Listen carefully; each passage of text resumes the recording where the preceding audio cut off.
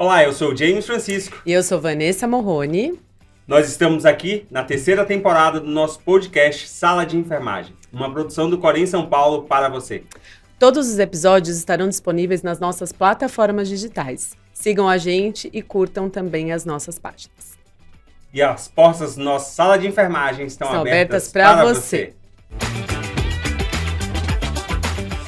A média da expectativa de vida dos brasileiros, segundo o IBGE, é de 75 anos. E nós percebemos que isso tem aumentado também a idade dos brasileiros. Isso é uma boa notícia, né, Vanessa? Porque Sim. Nós temos aí uma mudança da característica da população e isso se reflete também na nossa profissão. Com certeza. Ou seja, os nossos profissionais também passam a ter uma idade média muito maior e isso tem um reflexo direto sobre a assistência de enfermagem. E é claro, com profissionais que têm uma expectativa de vida muito maior, a assistência de enfermagem também precisa passar por algumas características de mudança. E por isso nós trouxemos hoje aqui duas pessoas que entendem muito do assunto e certamente vão contribuir demais com os profissionais de enfermagem. Trouxemos hoje para estar conosco no nosso Sala de Enfermagem a nossa vice-presidente, doutora Ana Paula Guarnieri. Boa tarde, bom dia, boa noite, depende do que vocês estiverem vendo ou ouvindo. Que gostoso estar aqui com vocês. Eu escolhi trabalhar com idosos. Eu escolhi envelhecer pensando o quanto é bom estar vivo. E mais ainda quando pensa na probabilidade de viver bastante, penso também no que eu quero fazer daqui para frente. E vocês, será que estão pensando sobre isso? Será que os profissionais de enfermagem pensam sobre isso? E mais do que isso, pensar em envelhecer numa sociedade que cada vez mais tem tido novos idosos, também novas perspectivas de trabalho e também de cuidado. Ana Paula já trouxe aí várias variáveis para a gente bater esse papo e é claro, você não poderia estar sozinha, Ana. Trouxemos também a doutora Ieda Duarte, que vai contribuir com este tema tão importante para a enfermagem brasileira. Olá, pessoal. Olá para todos. Eu sou da Universidade de São Paulo e sempre trabalhei com envelhecimento. E ano que vem fará 25 anos, nós temos um estudo que acompanha os idosos do município de São Paulo, um estudo longitudinal chamado Estudo SAB, e nós temos podido observar as mudanças que vêm acontecendo com a população conforme ela vai envelhecendo. É muito importante que o corpo de enfermagem entenda isso, não só porque nós todos estamos envelhecendo, mas porque vamos atender pessoas cada vez mais envelhecidas. Isso faz com que nós tenhamos que ter um olhar diferenciado para essa questão, para quem atendemos e para nós mesmos. Mas o envelhecimento, né, meninas e James, a gente sabe que, infelizmente, faz parte do nosso processo de vida, né? E que, infelizmente, vem acompanhado também da discriminação como o etarismo, né? E que nós precisamos aí ter, né, uma conscientização que o etarismo nada mais é do que o preconceito com relação à idade das pessoas. E aí o James passa a segunda pergunta, porque eu falo que o etarismo a gente precisa realmente trazer e foi uma das propostas hoje para a gente poder discutir realmente. Será que a enfermagem está pensando, né, com relação ao etarismo, visando que nós estamos envelhecendo, a enfermagem também envelhece? Exatamente. Nós vivemos num país extremamente preconceituoso, né? O preconceito racial, o preconceito de sexo, o preconceito religioso tem se mostrado extremamente intenso no nosso país. E é claro, o preconceito da idade também. Tenho absoluta certeza que ao longo de muito tempo que vocês vêm estudando esse tema, vocês já tiveram diversas abordagens com os profissionais de enfermagem, entendendo um pouquinho dessa realidade. Eu gostaria que vocês contassem um pouquinho da história de vocês dentro desse estudo do etarismo, do idadismo, como isso tem se mostrado na enfermagem, como a enfermagem tem interpretado essa mudança de característica da assistência de enfermagem. Bom, Ana. Quando falamos sobre a enfermagem, né? Gosto de citar a Gita Deber, que é uma autora incrível, e ela fala sobre a invenção da velhice. E ela diz no seu livro, que vale muito aqui a gente citar, que a sociedade, por muito tempo, foi se reinventando. E os conceitos e preconceitos foram se modificando. Tudo aquilo que é novo, o envelhecer na sociedade brasileira é novo. Consequentemente, isso traz o estranhamento. E quando a gente fala sobre a enfermagem, Nós aprendemos, nós viemos fomos trazidos para o país para cuidar de crianças e jovens. Não tínhamos a realidade da velhice. Nem pensávamos nisso há muito pouco tempo, porque éramos chamados de países jovens. Nós éramos preparados para cuidar de crianças. Também o inverso, a sociedade só tinha olhos para as crianças. Como faz agora? A gente ensinou enfermeiros, enfermeiras, técnicos, auxiliares a cuidar de crianças. Só que essas pessoas também envelheceram. A população envelheceu. E, de repente, a gente não se reinventou. Só recentemente pensamos nisso. Tem preconceito? Tem. Tem preconceito. E o preconceito emerge do desconhecimento. Ana, esse desconhecimento que gera o preconceito, ele vem mais do profissional de enfermagem ou da própria sociedade? Se a gente pensar aqui, quem é a sociedade? Sociedade somos nós. Nós somos a sociedade. Às vezes a gente faz uma coisificação da sociedade, das coisas. Somos nós. Então, se pensar que somos nós, o medo, o desconhecimento é nosso no coletivo. E se pensarmos que a enfermagem não é além, não é algo além, é a sociedade que cuida. A sociedade é um eixo da sociedade, da população, que são profissionais de enfermagem que cuidam. Então, eu trago para dentro da realidade do cuidado a questão daquilo que eu sou. Então, existe preconceito na sociedade? Existe. Trazemos para dentro do nosso trabalho? Sim. Existe ainda uma transformação ocorrendo? Com certeza, que bom, fico feliz. Temos muito trabalho pela frente, muito, até porque, até recentemente, falar eu sou idosa era uma coisa horrível, mesma coisa que estivesse xingando alguém. Assim também as pessoas, cuidar de idoso, é coisa ruim. Será que é ruim? Será que é ruim?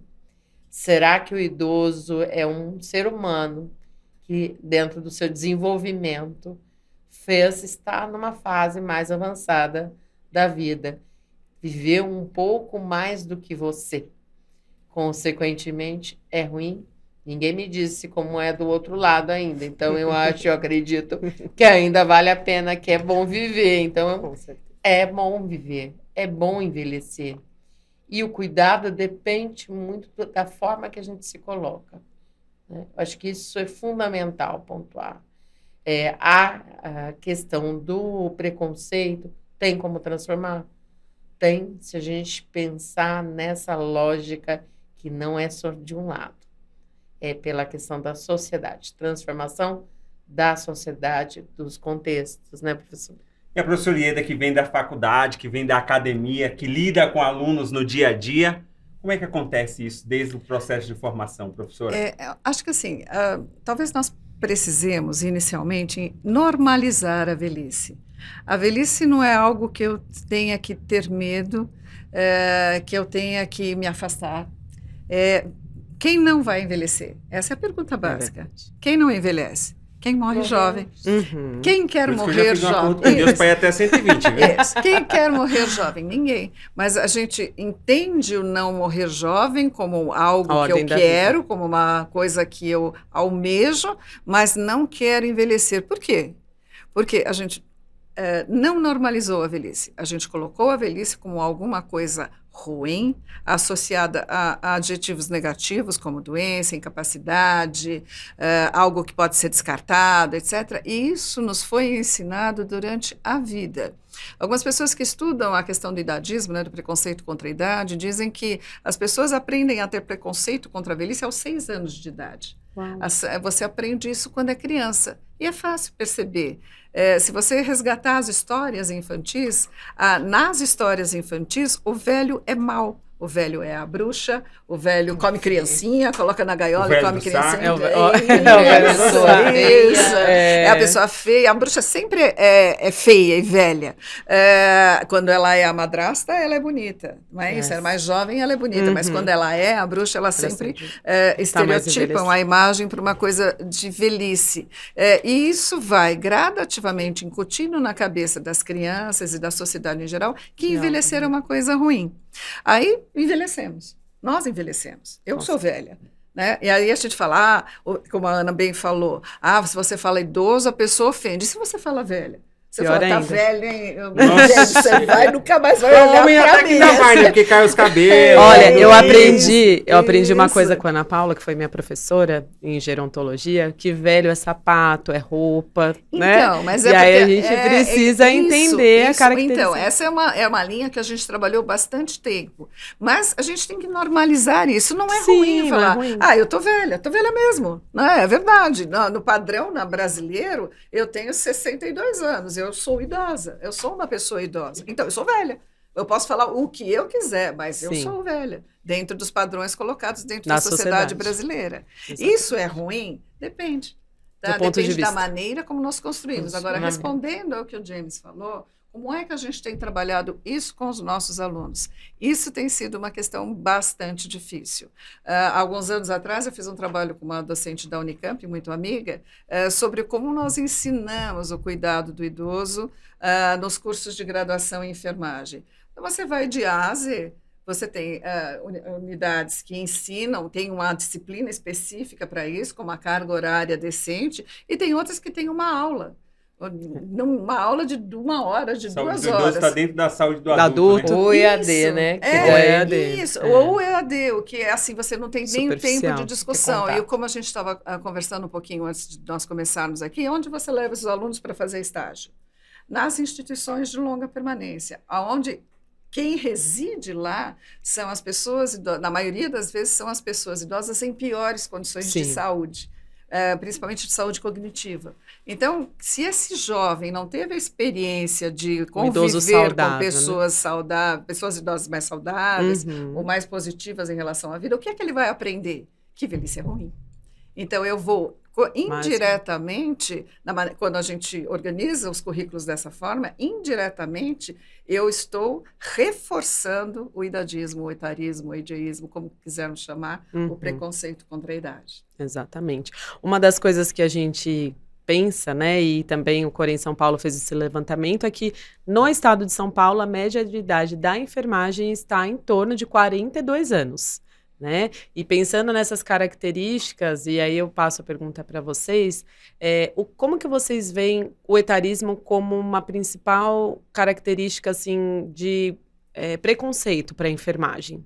Visto que também a gente tem tanto o lado do profissional quanto do paciente, mas pensando que nós estamos numa faixa etária, né, Ana, Ieda, James, que a gente está aí acima dos 42 anos. Eu vou né? só fazer uma consideração desses 42 Claro. anos. É claro que a gente sabe que é a média, né? Mas Isso. uma das coisas que nós devemos considerar dentro desse aspecto é que nos hospitais privados, essa média pode se manter em 42 anos. Eu Uhum. trabalhei ao longo dos meus 24 anos sempre em instituições públicas.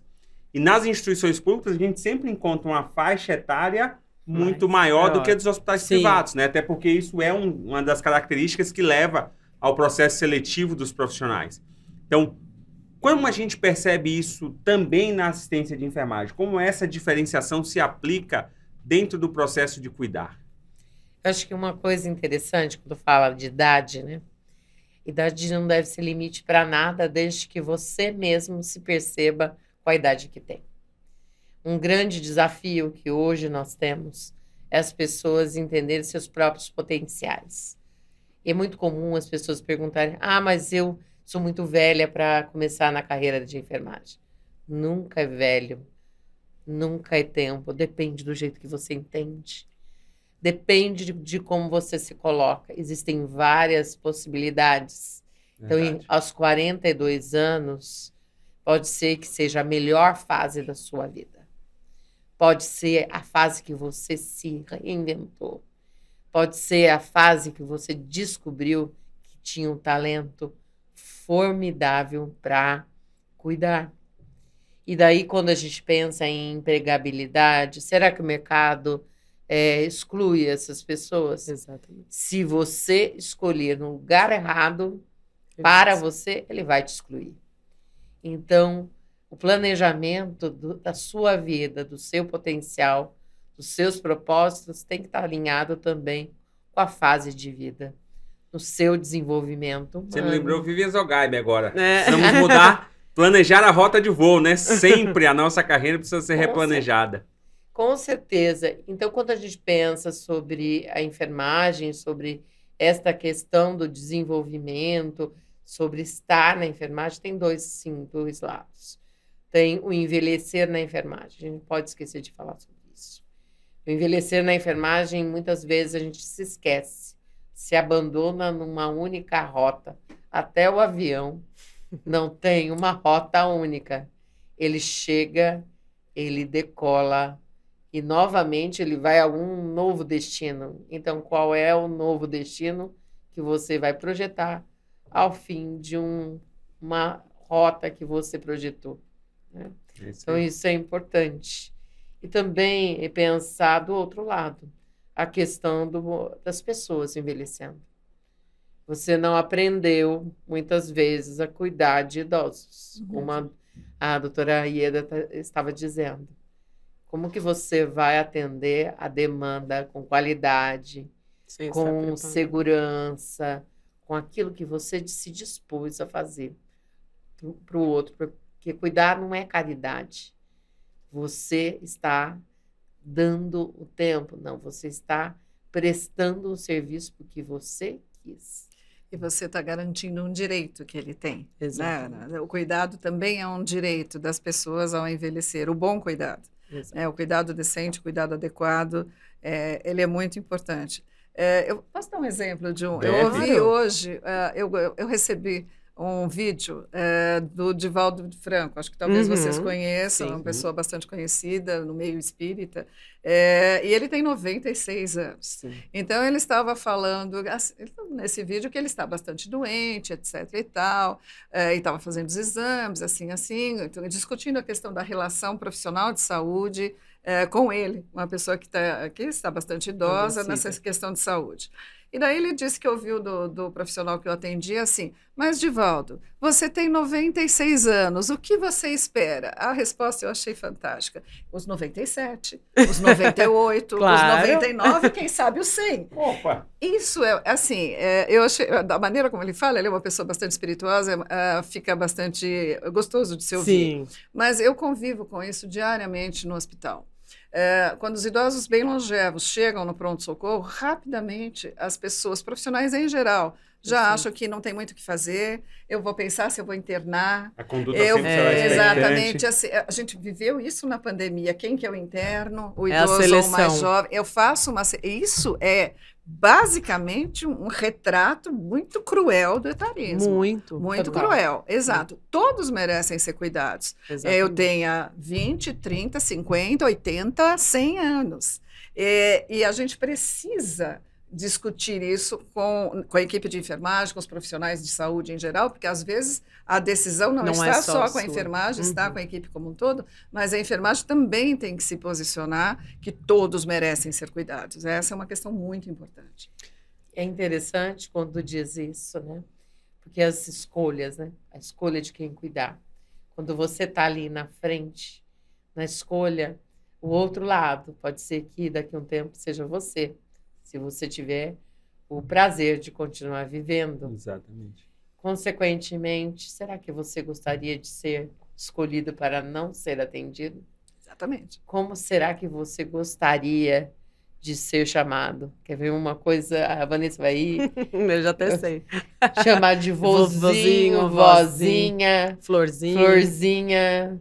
Mas aquela Dona Maria foi uma profissional de enfermagem de 30 anos que se dedicou ali. Não, 30 anos não, né? Arduamente. Peraí, 30 anos não, porque eu já tô com 24. Eu tô Vamos pensando colocar aos um pouco mais, né, 40. professor Ieda? Aos 40, se eu pensar, olha, 30 anos depois, que é o pontual aí, o quanto que nós... como será que você se sentiria nessa Realmente. situação? Como será? quando nós somos os pacientes, Sim. será que nós gostaríamos dessa forma? Esse exercício de empatia, né, nós nos colocarmos no lugar do outro, nós perdemos isso com o tempo, para as situações nas quais nós não queremos trocar de lugar. Eu posso fazer, eu vou identificar, se, por exemplo, eu pego um jovem, um adolescente, uma criança, eu troco me pensando como mãe, se fosse meu filho, o que eu faria? Mas raramente a gente pensa, se fosse eu, essa idosa, o que eu gostaria para mim? Porque eu não quero me ver nessa situação. Exatamente. Então, a Ana estava comentando anteriormente uma coisa bastante importante. Dentro do trabalho da enfermagem, talvez nós tenhamos que retomar o significado dessa rota, o significado desse voo. Eu vou ter todos nós somos assim, tem uma época na vida que temos o nosso melhor potencial de trabalho, o nosso melhor potencial físico, e muitas vezes precisamos desse potencial físico para cuidar. E isso é claro que com o tempo, essa capacidade funcional, ela vai gradativamente diminuindo. Não me torna incapaz, mas talvez não me dê a mesma performance de antes. E vai ter um momento em que isso é muito desgastante. Então, eu tenho que planejar, sim, essa rota. O momento certo de parar. Eu tenho que planejar o que vou fazer na minha vida quando não mais trabalhar diretamente na enfermagem, diretamente no cuidado. Como a Ana bem falou, eu posso ter outras áreas da enfermagem que eu possa desenvolver. Mas eu também tenho que pensar que a vida não é só trabalho. Exato. Eu tenho que pensar que eu tenho uma grande parte de trabalho, que ocupa, às vezes, em determinadas fases, 100% da nossa vida. Mas vai ter uma hora em que eu preciso começar a repensar essa jornada. E isso é positivo, porque eu tenho anos para viver, muitos anos para viver, que não precisam ser só dedicados ao trabalho para o qual eu me formei durante toda a vida. E é interessante, né, quando a gente pensa, se no dia a dia a gente dedica maior parte do nosso tempo para os outros, para o trabalho. Se você pensar para um minutinho, nos últimos dias, quantas horas você dedicou para você? Ah, mas não deu tempo porque eu fui para o plantão, porque isso. Tá, mas você planejou alguma coisa, você fez alguma coisa. E é muito bacana quando a gente começa a conversar com as pessoas que se aposentam, especialmente da enfermagem. Ah, mas eu vou fazer o que agora? Vou voltar a trabalhar, vou arrumar alguém para cuidar, porque você não sabe mais o que fazer. Então, você aprendeu a cuidar dos outros e cuidar de você. Isso, esse ressignificar o tempo, ele é muitíssimo importante por uma questão de qualidade de saúde mental. Porque daí as pessoas, elas se deprimem, elas adoecem cognitivamente. Então, repensar a vida. E assim, a gente tem aquele jargão, todo mundo tem assim, quando eu me aposentar, eu vou viajar, eu vou pescar, eu vou fazer isso. Vou gastar o dinheiro que eu não juntei. Vai gastar o dinheiro que você não juntou, vou fazer o empréstimo consignado, né? Isso. Para fazer coisas que eu quero fazer. Exato. Será que eu vou? Na verdade, ou a qualidade de vida que você vai ter. Todo mundo que trabalha com pré-aposentadoria, que estudou muito isso, mostra que isso não é verdade. Você só realmente executa aquilo que você já executava. Por isso que você tem que planejar. Então, se eu falo essa coisa de viajar, eu tenho que fazer isso ser parte da minha vida. Eu falo que vou fazer ABCD, isso também tem que fazer parte da minha vida. Eu não vou começar depois. Depois você só vai dar sequência àquilo que você já faz. Eu vou dar sequência e fazer com que essa outra coisa gradativamente tome maior espaço na minha vida. Depois eu nem sei como fazer, né? Não é? Porque eu passei a vida inteira cuidando do outro, como a Ana Paula trouxe, como a senhora trouxe. Isso é uma reflexão extremamente importante, né? Por isso que hoje o Corém São Paulo se preocupa com a saúde mental dos profissionais de enfermagem, se preocupa com processos de mudança dentro da sua carreira, desenvolvendo empreendedorismo, outras formas de atuar, para que justamente você consiga planejar a sua vida, né? Depois de 30 anos contribuindo com o cuidado direto aos pacientes, esse profissional de enfermagem precisa repensar realmente o que vai fazer. Eu disse para vocês que já tenho 24 anos trabalhados em serviço público e por muitas vezes eu vi pessoas que ficaram até a expulsão compulsória, né, que a gente chama, era 70 anos, agora é 75 anos. Eles ficaram até 75 anos e quando saíram achando que iriam fazer tudo isso que a senhora trouxe, não tiveram mais saúde, não conseguiram fazer, sucumbiram em pouco tempo, ou seja, nem desfrutaram da sua vida, né? Então, quando a gente olha esse aspecto, é muito importante os pontos que vocês trouxeram aqui para essa discussão. E é claro, a gente não poderia deixar de falar, já que a senhora trouxe a questão do direito, como hoje nós temos mostrado aos profissionais de enfermagem que o cuidado ao idoso, que o cuidado à pessoa que já envelheceu, tem se mostrado um fator preponderante para também fazer parte da assistência. Eu acho que você tem que planejar e discutir isso com todos os seus profissionais todos os dias. Então, por exemplo, eu estou no hospital universitário agora e eu tenho uma população muito envelhecida interna, tá? E aí a gente passa por essas diferentes discussões, mas você tem que trabalhar isso com a sua equipe, inclusive na sua divisão de trabalho, para que se entenda que aquela pessoa vai exigir mais. Ela vai exigir mais tempo do profissional, ela vai talvez exigir mais atividades propriamente dita para um melhor cuidado. Então, essa redistribuição tem que fazer parte do consciente coletivo da equipe, para entender que alguém eu não divido igualitariamente todos, Sim, porque eu vou ter pessoas que vão precisar mais. E não é porque ele está num cuidado mais crítico, simplesmente porque ele é mais velho. E ele vai necessitar de um cuidado melhor. Mas eu tenho que fazer com que as pessoas entendam que isso é normal. E eu tenho que normalizar a velhice e fazer com que se entenda que a garantia do cuidado é a garantia de um direito de todo ser humano, inclusive dele, como a Ana falou, se ele ficar doente, ele também será cuidado. Então, ele tem que entender que ele também vai precisar cuidar e com a qualidade do cuidado que aquela pessoa merece e deve receber. Acho que é interessante falar sobre a singularidade, né?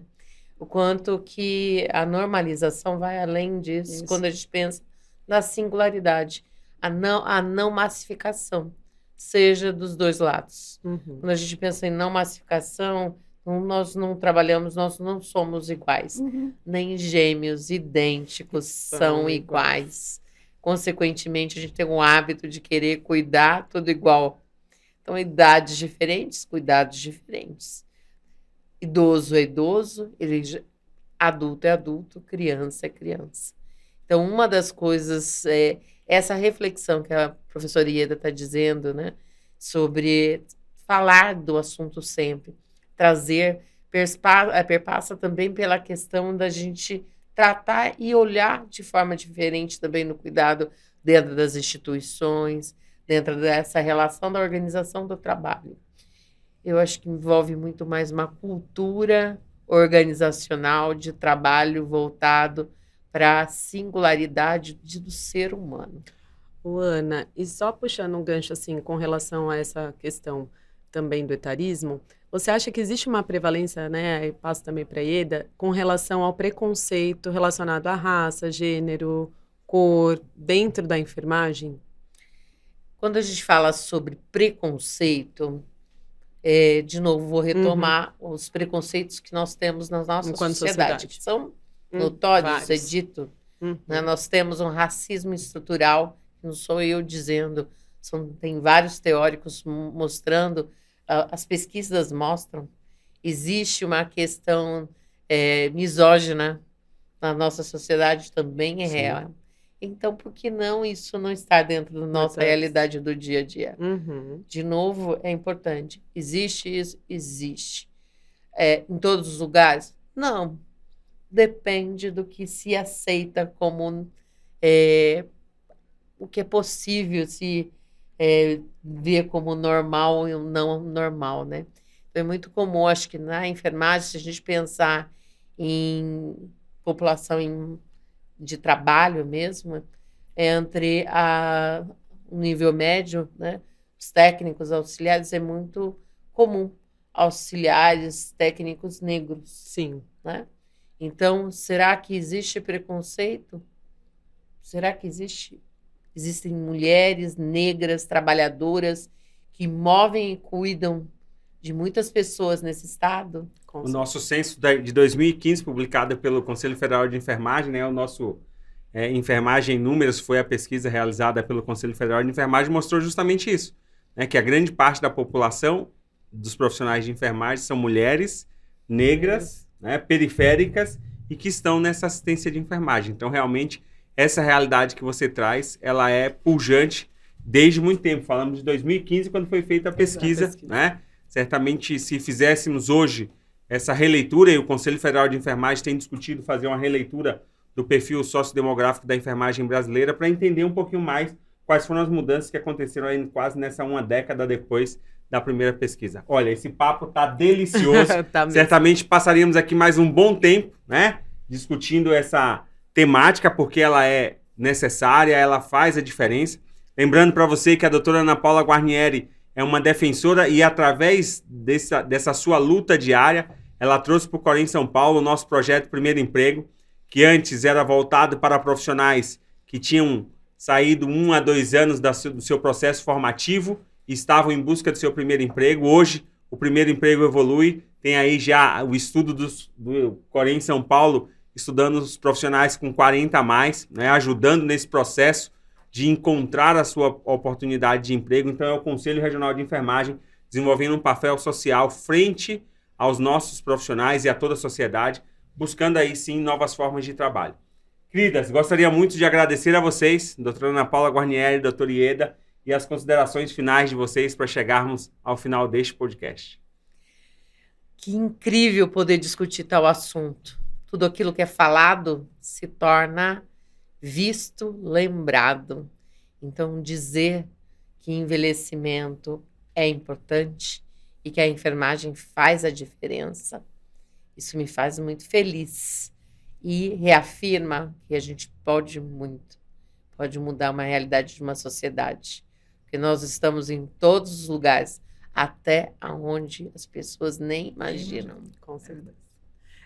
Eu queria agradecer muito a oportunidade de estar aqui e dizer que eu estou muito feliz, como a Ana falou, porque eu trabalho com envelhecimento há mais de 30 anos e nem sempre foi tão fácil essa aproximação com o Conselho Regional de Enfermagem, com o Conselho Federal de Enfermagem, por diferentes razões. Então, hoje, estar aqui discutindo as questões do envelhecimento com naturalidade, tendo isso como uma bandeira do Conselho, é extremamente positivo para todas as pessoas que têm atuado de forma militante nessa área do envelhecimento. Eu só tenho a agradecer a vocês por isso. Nós que agradecemos. Queria agradecer, então, mais uma vez a participação, né, James, da doutora Ana Paula e da doutora Ieda. Claro, lembra que todos os nossos episódios, Vanessa, estão disponíveis nas nossas plataformas digitais.